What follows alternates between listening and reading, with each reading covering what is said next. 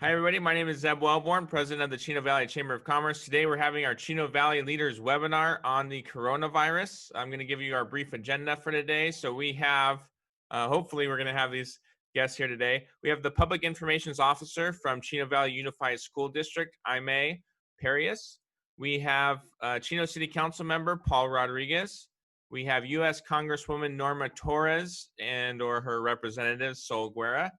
We have the chairman of the San Bernardino County Board of Supervisors, Curt Hagman, but that might also be Peter Rogers. At 9:06, we have State Senator Ling Chang, and it could be her representative, Carolina Garcia. We have at 9:14, we have board member of the Inland Empire Utilities Agency, Steve Elie. And then at 9:22, we have the executive vice president and general counsel at California Chamber of Commerce, Erika. So with that, we don't have, Imee is not on yet, although that might have been her that just got on. Imee, is that you? We had somebody from a phone call, 909-262. It's me, Carolina, from Senator Chang's office. Hi, Carolina. Okay, well, we'll hold off on you for a second. I think what we'll do then is we'll jump to the next person in our group, which is Dr. Rodriguez. Dr. Rodriguez, are you ready? Yes, I am. Okay. Can you hear me? Yes. Hello. Good morning to everyone. Good morning. Good morning. It's always a pleasure to be here in the mornings to discuss different happenings within the city. A lot of things have come to my mind that, and one of the thoughts would be that I am reminded that as human beings, we are all social beings. So as social beings, we need each other. So it has been difficult for some individuals to stay away from others. And there's where we have in common that we all have similar hopes, similar desires, and certain uncertainties that we all have to deal with. But the one thing that we have in common is that we can use our minds. And what I mean by that is this: with businesses gradually opening up, we have to keep in mind also the distancing and the ability to communicate and to use our minds, to use science and facts, to still be able to use our masks also at times. So it's important to still abide by the rules. And lastly, one thing that came to mind last night was the idea that, and I'm sure that Peter Rogers or Supervisor Curt Hagman can clear this up, is that when the website shows that there were a number of deaths, that the deaths did occur in the prisons and not in the cities of Chino and Chino Hills. There has to be a clear distinction that the deaths are not in the cities, but in the prisons, sadly. And basically, I want to wish everyone a good week. Be smart, be thoughtful for each other, be patient, and that ends my talk for today, this morning. Thank you, Dr. Rodriguez. Like we mentioned, this is a good time to ask questions, so we do have a question for you. So let's see, how can you as a public official help keep us safe as the county has decided to relax the mask requirement? Is it a question of enforcement or communication? How is the city handling it, or what are your thoughts on that? My thoughts on that is this: we've been following the directions of the state and the county. And what I know is that the chief of police, Wes Simmons, is aware of the regulations and the strategy of telling people and advising them to wear masks. There won't be any fines so far, but if people start abusing it, there may be. So right now there are warnings. So as a city councilman, we are able to speak to individuals during our council meeting, which is also telecast. It will be telecast next Tuesday. And that's basically what I know and what we've been doing with the city of Chino. Perfect. Dr. Rodriguez, thank you so much for coming on and giving that update. one of the things I wanted to point out was what a great job the city of Chino is doing, and just in the collaboration with us. I get on a call weekly with your economic development coordinator, Chris Kennedy. Vivian has also been very responsive at the city of Chino. So we've had a really good relationship about trying to make sure that we're supporting business. So I want to thank you and your team for the work you guys are doing. Thank you, Zeb. That's very nice. You're welcome. Thank you. And let's see. I saw, there he is, Stephanie Wade from Congressman Cisneros' office. Are you ready? Zeb. I am. I have just a very, very brief update. The only thing I really wanted to update this morning is to say that the congressman is doing effectively Zoom town halls, Cisneros in your city, and I'm doing Cisneros in your city in La Habra Heights this evening. I'll be moderating with the congressman. We plan one for Chino Hills, and we'll be coordinating that first with city council and staff as soon as we have the date. We're hoping that it's going to be next week. The only problem is we're just trying to figure out, because it looks like there are going to be votes scheduled next week. So his schedule is unclear, and he can do it remotely as well. We just have to figure out what the vote schedule is. So please look forward to that. I'll be, announcing it here with Zeb and with the city council and staff. And there'll be a wide broadcast of that to Chino Hills. It'll be specifically for Chino Hills residents only, and the way we've adopted doing this is we sort of guard the Zoom link until the last minute. But we really want as many people as possible in Chino Hills to have that opportunity to speak with the congressman, to ask him questions, to raise their concerns with him directly. And we're hoping that that'll be next week. Other than that, I'm here to answer questions or to connect with people if there's anything they need to raise with our office, and I'm here to help, and I'll publish my contact information.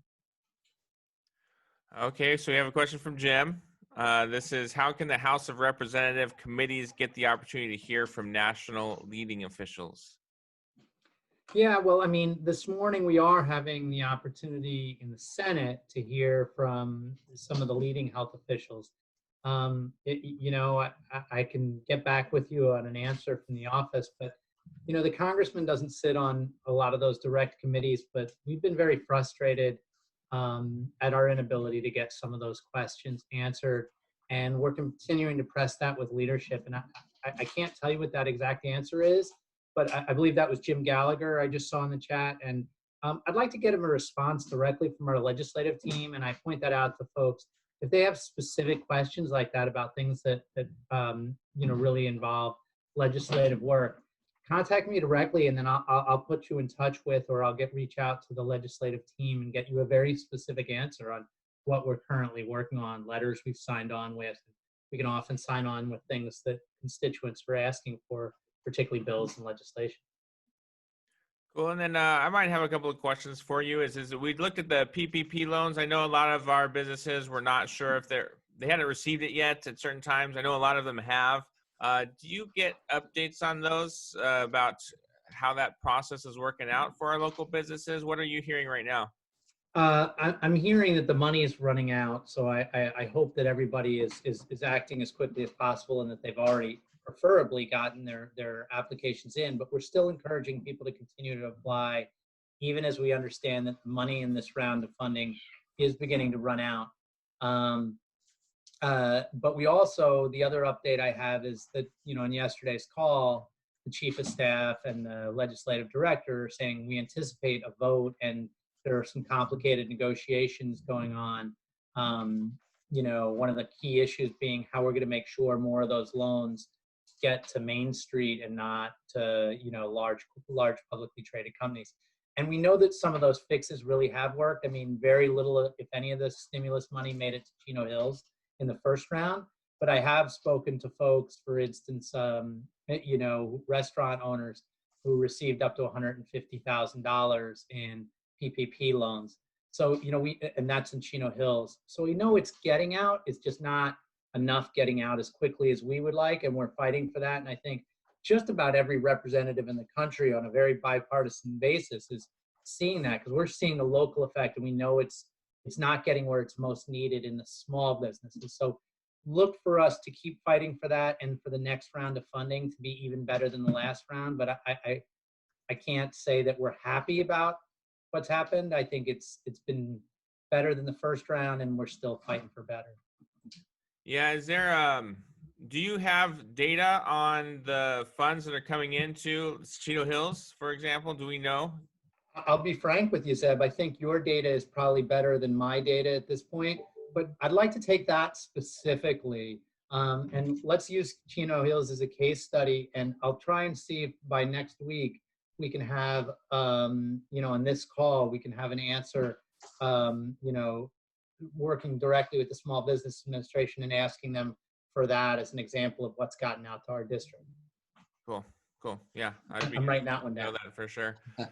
Okay, does anybody have anything else? Any other questions? Remember, this is an opportunity to ask questions of our panelists. So if you have any kind of lingering questions about any of these issues, that's why we're bringing these folks together. So that's an opportunity to do that.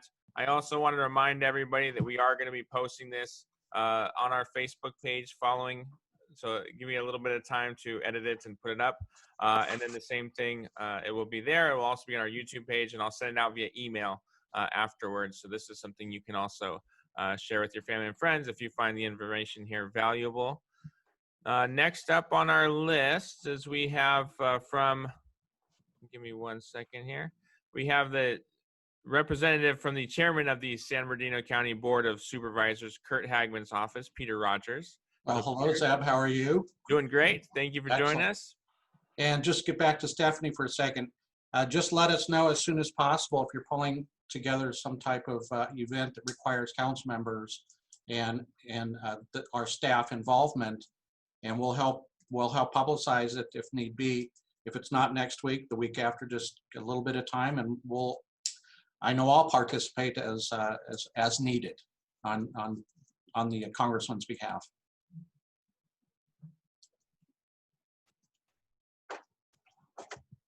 I'm itching to get you a date as quickly as I can. Perfect. We will do that. Thanks, Stephanie. Okay, from the county perspective, Curt and I tag team on this one. Obviously, you would all rather hear from and see Curt Hagman, because he is ground zero for everything that's happening in the county, and I mean that. Curt is everywhere right now.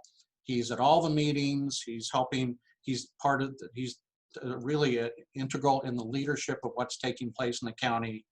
So I guess he's deferring to me on this one because he is meeting after meeting after meeting right now. So I'll do the best I can. I think this is my 4th time doing this. And I'll just kind of start out with some statistics. Again, everything's kind of points towards the counties ultimately. We follow as best we can the edicts from the state. And there was probably a little bit of start of a crack in the last week or so with most counties and some of the issues, because obviously it's becoming it's becoming known that it can't be one size fits all. It has to be determined by regions as far as the directions you go. We still have to be really strong about cleanliness and the efforts to keep the exposures down. But within that context, Curt is working really hard to balance everything along with his colleagues to make sure that enough businesses can open that make sense very safely, and yet following the rules of the state especially. So let me kind of go through some things. I've got a number of papers here. This will not necessarily be short, but we'll see how it goes. And shut me down, Zeb. I'll try to answer as many questions as possible. I'm kind of loaded here with some possible information if questions come up. But I'll do the traditional thing that we've been doing first, at least from my point of view. We'll talk about numbers. At the moment, 31,784 individuals have been tested as of data from yesterday afternoon. There are just over 3,000 confirmed cases in San Bernardino County. And unfortunately, 115 individuals have passed away associated with the coronavirus. Chino Hills, at 74 cases are documented. And Chino, it's who knows the number, because it's been commingled with the prison, and the prisons had a major outbreak. So they're not fair numbers, and I wish I knew the real numbers for Chino, and I'm sure they're there, but it says 367, but the majority of those are from the state prison. I wish they would separate them somehow a little better. The thing you need to really reiterate, said it last time, Curt had said it, all source of information that you might have, the questions you might have, you would go to one of two sources. One is the website sbcovid19.com. There is a dashboard there. It has the latest information. It talks about a number of things that you may have questions to, and they keep adding to it as time goes on, as things morph and head in different directions, especially business-wise. There's also a hotline that was established 5 weeks ago, 6 weeks ago. And that hotline number, in case you don't have it, is 909-387-3911. And that's for frequently asked questions. Even in this office, I bet we had 40 emails just yesterday, either statements or questions. Many of them we pushed towards the hotline number because we don't have the current information. We don't want to lead people astray. So we're trying to push people to that COVID hotline. That's the most effective.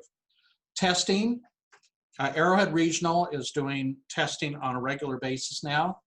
So when we have the questions, where can I go?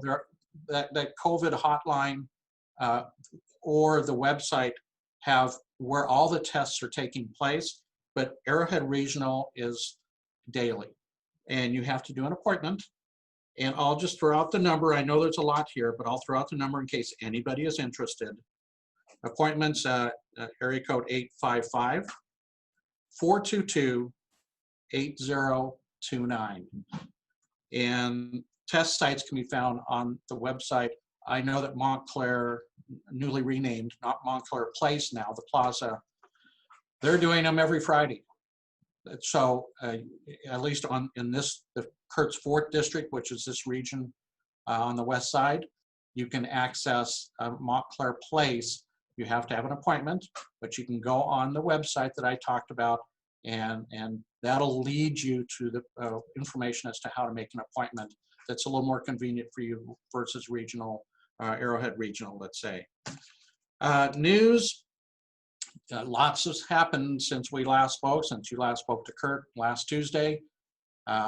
Again, maybe we can get Curt on next week to fine tune, but I will just, one of the things they determined is that face masks were no longer mandatory for several reasons, but the county highly encourages you to wear a face mask, but I think a lot of that was determined by employers.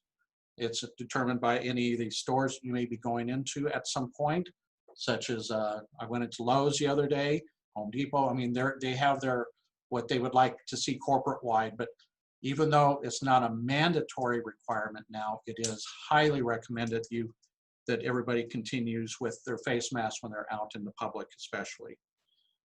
The governor had put out, started to release things, and the county piggybacked on that, and they're in phases, and within the phases seem to be phases. So that's how fluid all this is. It's hard to know what is right now, but I have something that talks about the phases.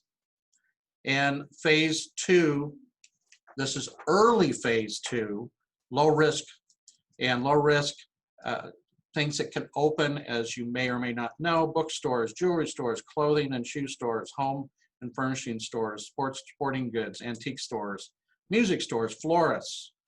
And those are, most of them are for curbside pickup, but at least it starts to kickstart the business world. And then further down the road, we'll be further into phase 2. It gets confusing, but at least it's giving business owners the ability to ramp up in this new world right now, get the economy going, as I mentioned a minute ago, and get some of their employees back, and get some of their patrons back used to their businesses being accessible to them. Later on in phase 2, we'll change some of the dynamics. Then phase 3 and phase 4. So for now, since I don't want to become overburdensome with information, we're in the early stage of phase 2, and that seems to be fine-tuned on a regular basis. I think the governor is going to be speaking again soon. The County Board of Supervisors will be meeting again soon, and so all of it is changing as we go. One thing that is out there, or starting to become out there now, and I don't know if it's come up a lot, Zeb, but it's the county has proposed setting aside $30 million for a COVID compliance campaign. And that COVID compliance campaign, we've had a lot of questions on it, and we don't have all the details. So what I can detail for you is a work in progress being fine-tuned by the county right now. So I can maybe throw out some early information without it being, don't hold us to it type thing. But the way I'm understanding it is that the county is hoping with this approximate $30 million, if everything goes as they plan, to offer it up to small businesses in San Bernardino County. They think or hope about 12,000 businesses will take advantage of this. There are hurdles to jump through. There's as far as applications. What I'm hearing is that it's businesses from 1 to 100. So small businesses. Now again, they may fine tune this in a week, who knows? But at the moment, this is what I'm understanding. And it also is non-home based businesses.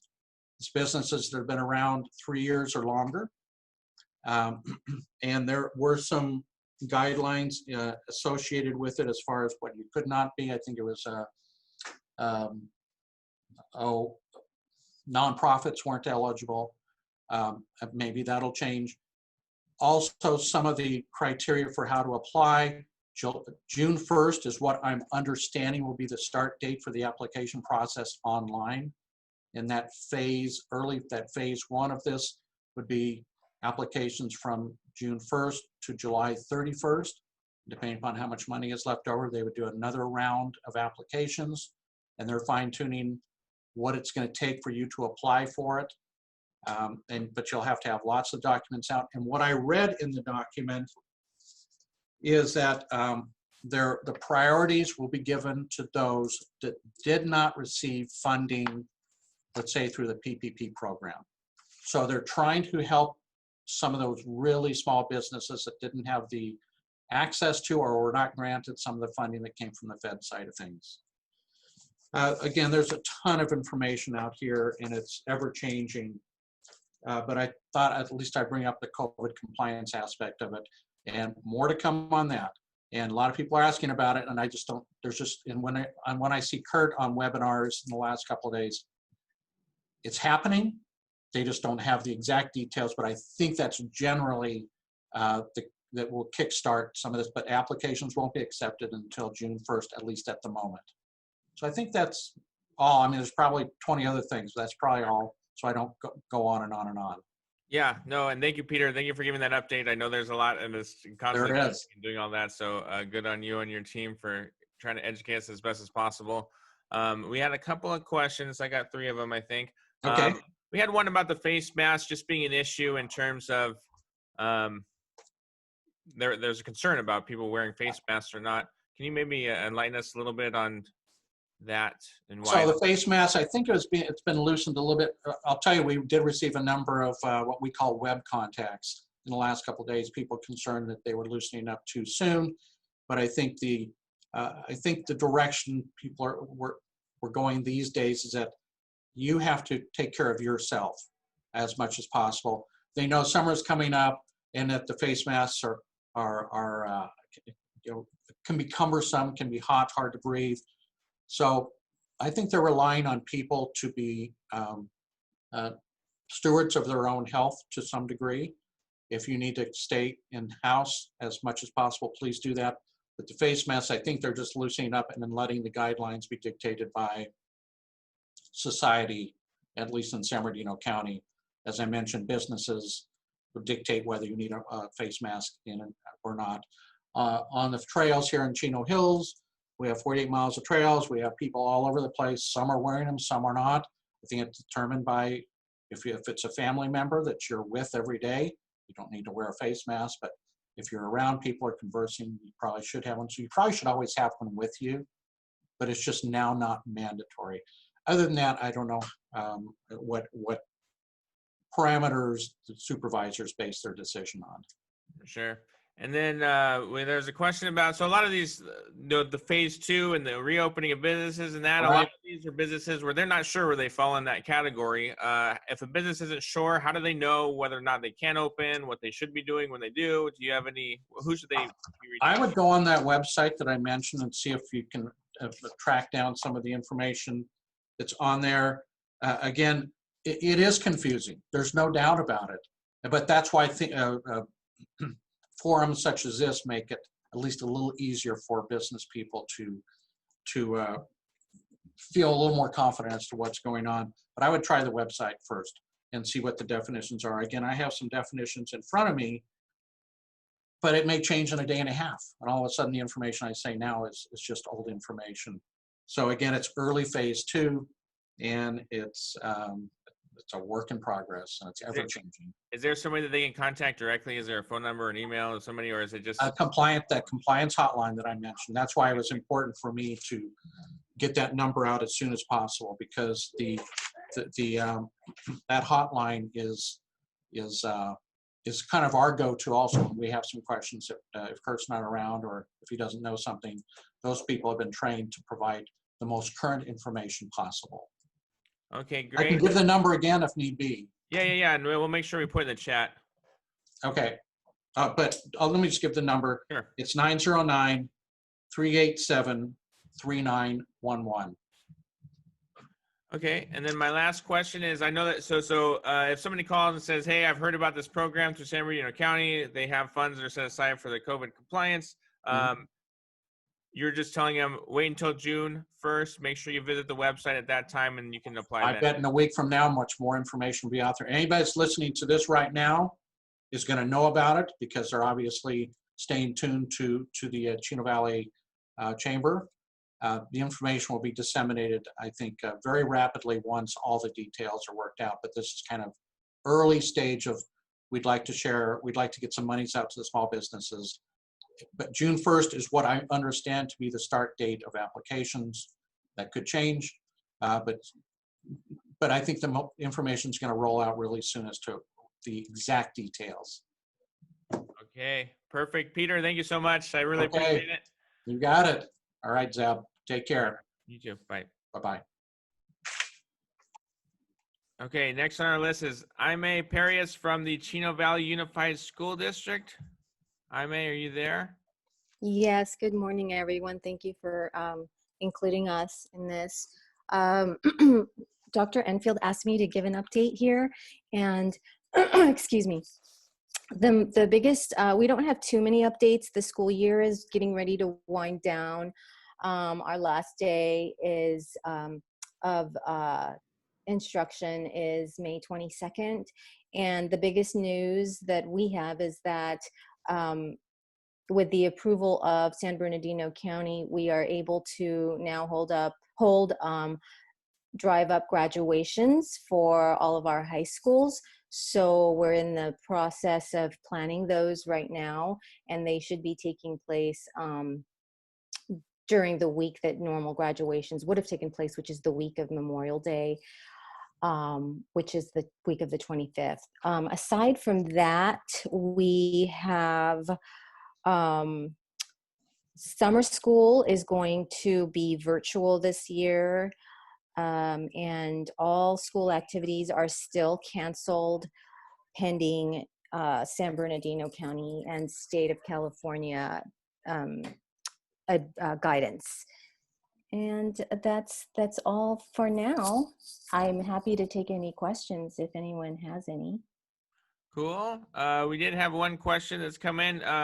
I know that you guys were very proactive in terms of getting technology to students that might not have had those. Do you know if all of the students have received, laptops to do the online work that's needed right now?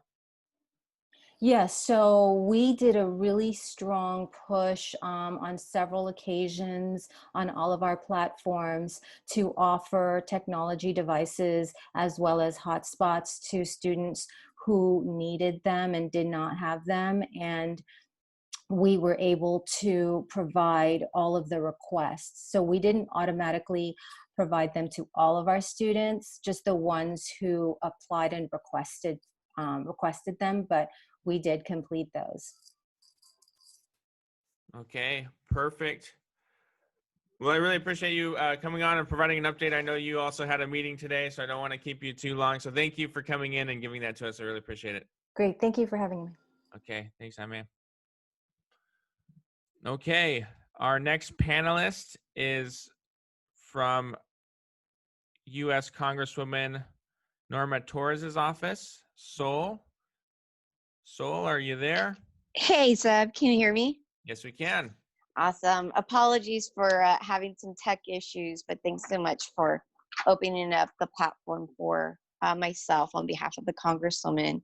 I pretty much, we've been sharing a lot of the support and resources available to the local businesses and agencies. So I really wanted to go down now that we're getting feedback from DC and from the Appropriations Committee about how much money the district has been receiving.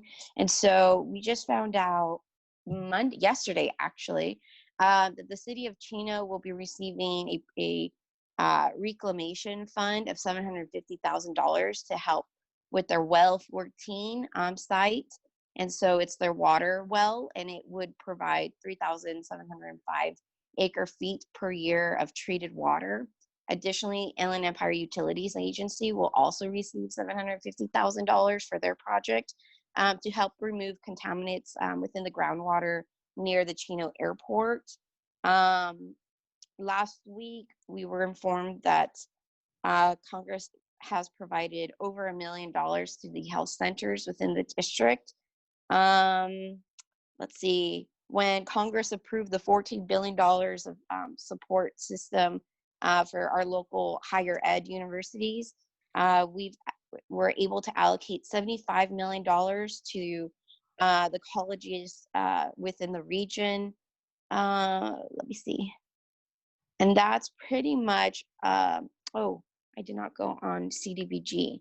So the Congresswoman was able to vote on the last bill to bring in some CDBG dollars to the districts, and many cities have already allocated those funds. I know one has allocated it for their downtown, another one is allocating it for their senior meals. I think on the last city council meeting, they put a continuum to make a decision on what Chino would be using the CDBG dollars. They received $330,000, but collectively for the Congresswoman within all her cities, it equaled out to $4,500,000. And then for emergency service funds, the district received over $1,800,000. So our goal for Congress is to continue to bring these federal dollars into the district. Congress is set to resume back in session for their votes possibly by Friday. So we may be seeing some more great news by then. The details within that bill is still not yet released for the district. Leadership is still trying to coordinate negotiations on behalf of Congress. And so once we get those details, though, we'll be sure to relay them over. One of the big focus that the Congresswoman is aiming is to provide additional support for cities under 500,000 people. We understand that none of the cities, at least in the West End, carry that many folks within their population. So this would be a tremendous support for our West End cities, especially understanding that the impacts that the sales tax waiver has created. We hope to supplement those dollars in one way or another. So note that the Congresswoman is working diligently to restore cities. Another large concern for the Congresswoman, she did have a meeting with the CEO of the county last week, and one being on her front radar is the Chino prison and the uptick that the prison is seeing in their mass testing. What happens to those prison guards? We've had, I think yesterday there was 48 staff members from the prison that tested positive. What happens to them? How do they do the contact tracing if they were to go to our local grocery stores or anything like that? So she did put forward a support letter with local members of Congress within the SoCal delegation to Governor Newsom to pay attention to these demographics, pay attention to the prisons, as they are certainly an easy target for it being a hot zone, as we're seeing right now. She's been here before in the assembly with the outbreak in the prison with H1N1 and SARS. So, we're going to be keeping a close eye on that. And with the additional support from the prison and the warden, we hope to be able to bring more facilities and resources to the facility, providing acute care. So if that means bringing ventilators and any other critical care supplies, we hope to be able to do that so that those impacts aren't taking into account the community's needs. Other than that, that pretty much wraps up my update. A quick reminder that the U.S. Art competition deadline for high school students to submit their artwork digitally is on May 22nd by 5 p.m. So if folks can help us share that good word out, bring some positivity and creativity back into a time where things are uncertain and challenging, it's certainly a means of inspiration for us all. And soon I will be organizing a virtual U.S. Academy Night, where we'll be able to share information about how our local high school students can apply for the military academies. I believe we have a tentative 7 appointees, certain 6 appointees. We're waiting on one to see if she'll make a final decision soon. So that is a cumulative of $3.5 million in scholarship equivalency. So again, a real opportunity. Most students apply for these Ivy League schools and they're not aware of the academies, but it is Ivy League quality education, and we hope more will apply. And Chino has been the shiny star in our district with the most applicants. So we couldn't be more proud of our little city that could. And that's it for me. We'll keep you in the loop after Friday's votes. Great. Thank you, Sol.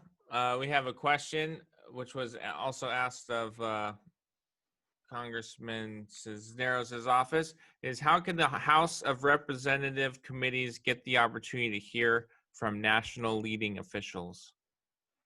So those are conversations that the Congresswoman is currently having. She's been having since the outbreak. The challenging, I think, and Stephanie, I'm sure you can relate with me, is that she is currently she's one person currently having to do 2 jobs. In a regular traditional year, members of Congress will allocate 3 weeks out of their month focusing just on DC duties, and then they would return 1 week back to focus on district office duties. And so the schedule is balanced. Right now, the district office and the DC office, we're all kind of fighting for the same time, but she still has her committee assignments, her meetings, her caucus meetings, and they're still moving forward with leadership meetings with Pelosi and with the Senate to try to move forward in understanding, what these negotiations would look like. So the conversations are being had. Just the details aren't quite there yet for it to be released. So once they are, you will be the first to hear it from me. Okay, great. And we had a question about the art submissions. Where should somebody go to get information about that? Oh, thank you. Yes. So definitely visit our website, torres.house.gov. I'll be sure to include it in the chat notes as well. From there, you can click on the art competition link. Everything is digital, so you submit all the information needed by the Congressional Art Committee, their guidelines. We'll gather that. The contest will be held on Facebook starting the 25th, and then the announcement of the winner will be on May 30th, May 30th. And, the person with the most likes on Facebook is the winner. We call it the People's Choice. We did it last year. Much easier to collect art last year. That's been certainly a challenge this time around, not being able to go into classrooms. So I take it will be a much more modest art competition, but hey, I think the odds would be more in the students' favor if there are less submissions. So tours.house.gov for anyone who's interested in participating. Again, you have to be a high school student and you have to reside in the Congresswoman's district are the only guidelines and rules.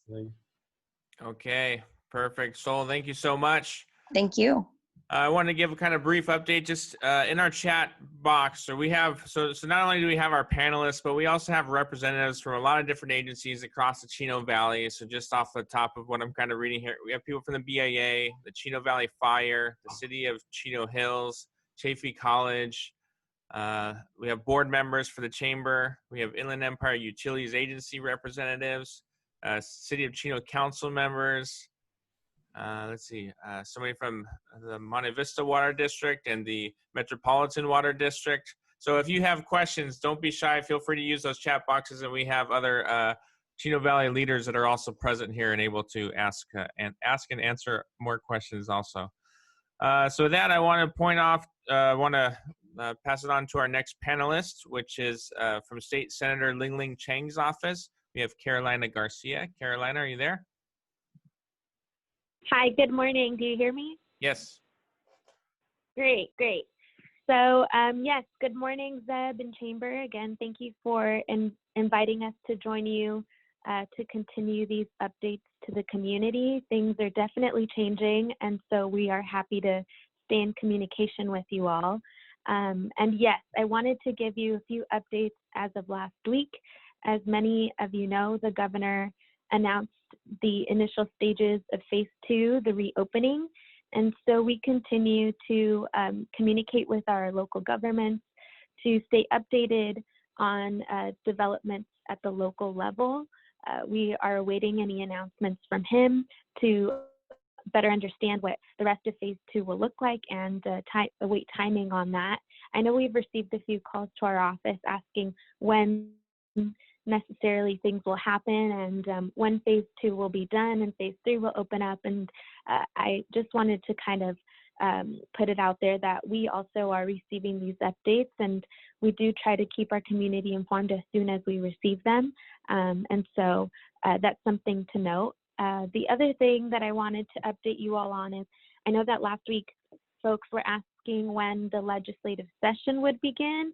And we are happy to announce that the session did start this week. Senator Chang is in Sacramento, ready to work with her colleagues to address issues that are developing because of COVID and that have developed because of COVID. So we know that the fiscal impacts of all of this will be big. I read online that it's projected to be a $54 billion budget deficit. And so this is a great opportunity for our legislators and our community to kind of work together to solve these issues. Upcoming events that we have hosted to continue to keep our community informed is we will be hosting a telephone town hall tomorrow at 7 p.m. And I kind of wanted to emphasize this because it will bring together business experts And so we invite you chamber members to tune in at 7 p.m. to participate in our discussion about small business loans, reducing lawsuits, and workforce development. Some of our guest speakers will include the U.S. Small Business Association representative, a Civic Justice Association of California representative. So to RSVP for this, you can go to the Senator's webpage, www.senate.ca.gov/Chang, C-H-A-N-G, to RSVP. And we hope that many of you will be able to tune in. Again, it's at 7 p.m. The other thing that I wanted to mention is that we do continue to assist folks who have filed or who plan on filing their unemployment claims to the EDD. And we're also directing folks to food assistance programs if that is a need of yours. So the number to our office is 714-671-9474. Again, 714-671-9474. And we are happy to assist you in finding resources because we know that the need is huge right now. So those are the updates that I had as of now, and happy to receive any questions. Thanks again, Zeb, for having us. Thank you, Carolina. We do have a question, which is, what role is the Assemblywoman taking to assure we can work to help businesses and workers with the economic downturn? Yeah, so that's a discussion that will definitely be brought up right now that the legislative session has started. So we have a survey on the Senator's webpage that we shared with you, Zeb, and we're really trying to get input from our community partners and businesses in Chino Hills throughout Senate District 29 to hear about their needs. Now that the reopening is sort of starting, we know that there are different businesses that are dealing with a variety of issues. So we continue to stay in communication with those folks, and please feel free to send the Senator an email if there is a pressing issue that you are concerned about, that you feel should be talked about in the legislative session, that this is a great opportunity to kind of bring those issues forward. So her email is senator.chang, C-H-A-N-G, at S-E-N, like in senate.ca.gov. And we're happy to hear from our constituents at all times. So. Okay, good. Do you know if there's any kind of proposed legislation on this? So as of now, do you mean related to businesses? It's just a question we had, but yes, I would say with the focus on business. Yeah, so I think right now is the time for them to kind of review current budget asks and legislation that has been put in, because as I mentioned, we know that the fiscal kind of impact is going to be big, and it's really time to reassess priorities. And so, there's not specific legislation that I can point you to at the moment, but that's definitely something that's going to be talked about in Sacramento these coming weeks. Mm-hmm. Okay, and then there's one last question, which is there an expected turnaround from EDD with applications? Yeah, so that's been a common question. They are still kind of overloaded with cases, and we are happy that, as the state representative, we can communicate with the agency, and we've had luck with helping many of our constituents with their casework, claim work. It can take from a week to a couple weeks to really get their stuff processed. But like I said, please do reach out to our office if you are experiencing issues, if you have questions about the forms. I myself have worked on a couple of different cases as of now, and so we've kind of gained familiarity with how it works, and we're happy to kind of help you move these things along. So please see us as your resource. Okay, great. Carolina, thank you so much. Tell thanks to the Senator as well. Of course, thank you. Okay, thank you. Okay, so our next panelist is a board member of the Inland Empire Utilities Agency, Steve Elie. Steve. Good morning. Can Good you hear me, morning. okay, Dev? Deb? Yeah, okay. So you may notice that when I do appear, I wear a different hat. Today's hat is from the Liverpool Football Club, whose song is "You'll Never Walk Alone." So I figured that was appropriate. We're all in this together, even if we're on different parts of the ship. IUA continues to follow the state's stay-at-home protocol with remote mode working very well. We are continuing our board meeting by video conference, and everything's going great. We work hard at making sure that we're as accessible and transparent to the public as possible. 60% of our employees, most of whom live in the district, are able to work remotely. There have been no changes to wastewater or water services, which obviously everybody is pretty important for everybody. We've put some conservation and educational outreach programs on hold, with ongoing discussions focused on new ways to offer those programs. But significantly, and actually this was a question a few weeks ago when I was here, our board, on motion by Michael Camacho and seconded by me, voted to defer increases in rates for what we call the EDU rate, which is basically each household, for a year. So they were scheduled to take effect, a 3% raise on July 1, just a standard, how do we keep operations going? So it would have been 60 cents basically on a household bill, and some of the restaurants that have a lot of different water uses might have had a much bigger bill, or 60 cents per unit. In any event, we deferred that rate increase until July 1, 2021, and that's for both Chino and Chino Hills. This was done in an effort to mitigate fiscal impact to the taxpayers, as well as address concerns raised by some. Considerations also took into account the far-reaching impacts of COVID. This will cause a $2 million shortfall in our budget. We are going to look at non-critical projects and expenses, but we also want to learn, part of the hard problem is you don't want to knee-jerk react to a crisis and then create another crisis. So in the 2008 downturn, we acceded to some requests and did not keep rates where they needed to be in order to continue the services, and it took a good 7 or 8 years to recover from that. So we're going to modestly work as best as we can to cut non-essential functions, try and find other funds, and continue to mitigate the impact of that revenue shortfall, including hitting into reserves a little bit. We also have made arrangements with our employee bargaining units to allow them to take vacation or accrue vacation for a longer period of time, so that they don't have to deal with expiring dates and the like.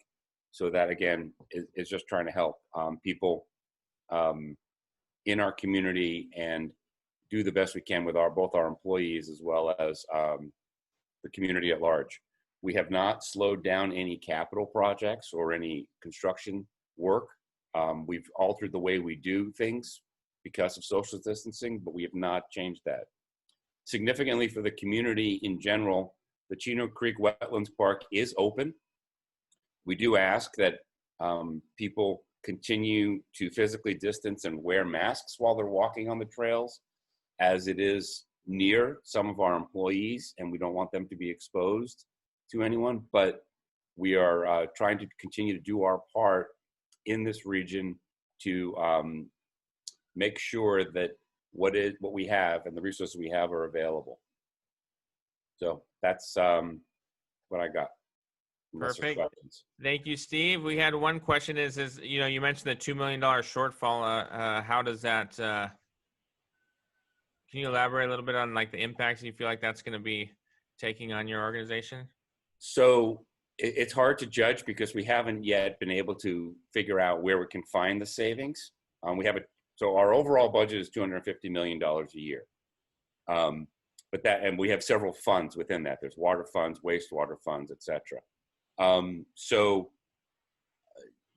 we'll have to just see where the impacts end up in the next year. That rate increase is supposed to take effect July 1, so we still got 2 months until it was supposed to take effect. Mhm. But we'll try and report on that as we go along. Just as an example, at our last board meeting, we discussed refinancing some bonds that were issued in 2008 and doing some other financial mechanisms due to the very favorable economic conditions for borrowing, at least not in other ways. So if those are implemented in the next month or so, we could conceivably save $500,000 over a period of time. So we're always looking for ways to save and make sure that happens. But right now we have the money in reserve, but we don't want to dip into the reserves unless we have to. Yep. Okay, Steve, thank you so much for coming on and giving your insights and talking about the EUA and how you guys are handling everything. I appreciate it. Thank you. Okay, and then our last but not least, our finalist is the Executive Vice President and General Counsel at the California Chamber of Commerce, Erika Frank. Thank you for joining us. Good morning, and thanks again for having me. And what a great group of speakers today. There's been some fantastic information that's shared, and a lot of it is a little bit of things that I was going to talk about too, so we could keep it quick and short.